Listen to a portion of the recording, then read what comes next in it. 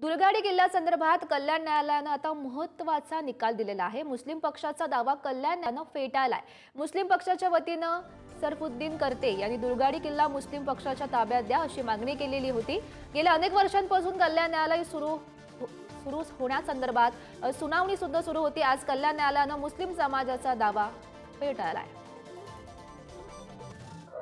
कल्याण दिवाणी न्यायालयामध्ये सदरच्या खटल्याबाबतचा सुनावणी होती आणि आमच्या माहितीप्रमाणे ती सुनावणी आज सकाळी पार पडलेली आहे आणि त्याबद्दलचा शासनाच्या बाजूने सदरचा निकाल लागल्याच्या पद्धतीने जोपर्यंत निकालाची प्रत हे आपल्यापर्यंत पोहोचणार नाही तोपर्यंत त्यावरती भाष्य करणं योग्य होणार नाही। त्या अनुषंगाने आज दुर्गाडी परिसरात संपूर्ण याच्यामध्ये पूर्ण परिमंडळ 3 मध्ये योग्य तो पोलीस बंदोबस्त ठेवण्यात आलेला आहे आणि ज्या ठिकाणी महत्त्वाचे पॉईंट्स आहेत त्या ठिकाणी योग्य तो बंदोबस्त ठेवलेला आहे। आणि तो ठाणे जिल्हा न्यायालयातून तो कल्याण जिल्हा न्यायालयामध्ये वर्ग करण्यात आला। त्याचा नंबर 305/213 असा होता। त्यावेळेला त्यांनी असा अर्ज केला की हा वक्फ आहे, त्यामुळे हा दावा कल्याण जिल्हा न्यायालयात न चालवता तो वक्फ बोर्डाकडे वर्ग करावा हा सुद्धा अर्ज त्यांनी न्यायालयाने कल्याण जिल्हा न्यायालयाने फेटाळला।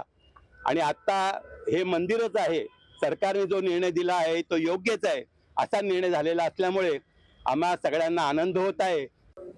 या निर्णयामुळे आम्हा सर्व कल्याण डोंबिवली असेल किंवा ठाणे जिल्ह्यातील असणाऱ्या आम्हा सर्वांना की जे बाल्यावस्थेपासून आमची सर्वांची जी आस्था होती त्या आस्थेचं जे स्थान होतं ते आज पुन्हा एकदा त्या निर्णयामुळे ते मंदिरच आहे म्हणून न्यायालयाने जे घोषित केलं त्याबद्दल मी न्यायालयाचं खूप खूप धन्यवाद देतो।